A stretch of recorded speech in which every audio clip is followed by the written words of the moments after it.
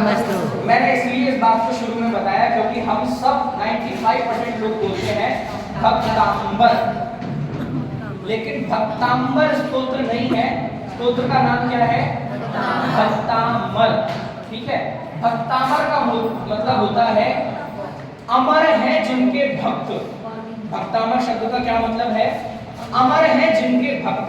और अंबर का मतलब तो आकाश होता है, तो उसका कोई अर्थ नहीं बनता। तो ये भक्तामर स्तोत्र, इसका नाम भक्तामर है। इसमें किसकी स्तुति की गई है?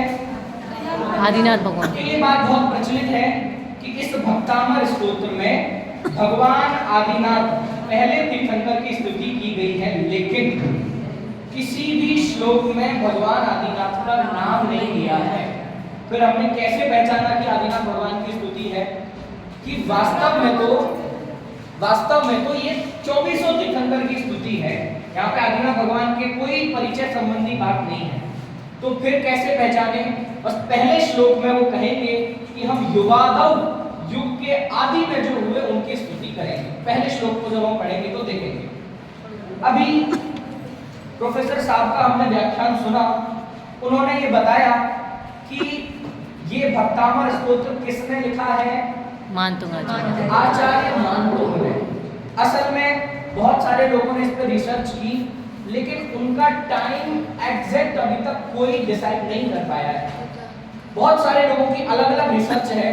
काफी सारे विद्वान ये मानते हैं कि वो 7वीं शताब्दी में राजा हर्ष के समय पर हुए, और काफी सारे विद्वानों का मानना है कि वो राजा भोज के समय पर हुए, 8वीं 9वीं 10वीं शताब्दी के आसपास। तो हम ये कह सकते हैं कि 7वीं से 10वीं शताब्दी के बीच में ये आचार्य मानतुंग हुए। और फिर से हम प्रोफेसर साहब की बात को जाएंगे कि इसमें हमें लड़ने की जरूरत नहीं है कि कब हुए कब नहीं हुए, हमें तो इससे मतलब है कि क्या देकर गए। ठीक है, तो बहुत सारी इसमें भी मतभेद है कि वो कहाँ हुए। कुछ विद्वानों का मत है कि वो बनारस काशी में हुए, और कुछ विद्वानों का मत है कि वो धारा नगरी में हुए।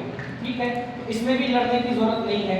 और बाकी जो कथानक था वो प्रोफेसर साहब ने व्याख्यान में बताया। अब इसकी जो विषय वस्तु है वो आपके सामने दिख रही है।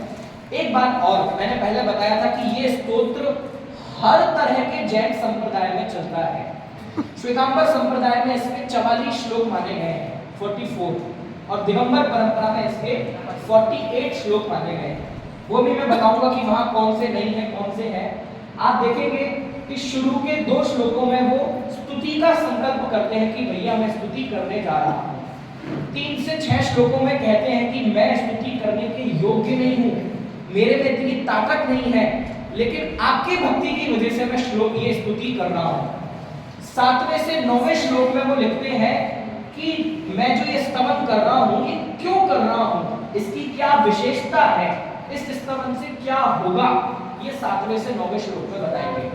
फिर इसके बाद 10वें से 27वें श्लोक में अनेक उदाहरणों से, कभी सूर्य का, कभी चंद्रमा का, कभी समुद्र का, कभी सुमेरु पर्वत का, कभी दीपक का, ऐसे अनेकों उदाहरणों से वो भगवान की भक्ति करेंगे। कौन से श्लोक से? 10वें से 27वें श्लोक तक।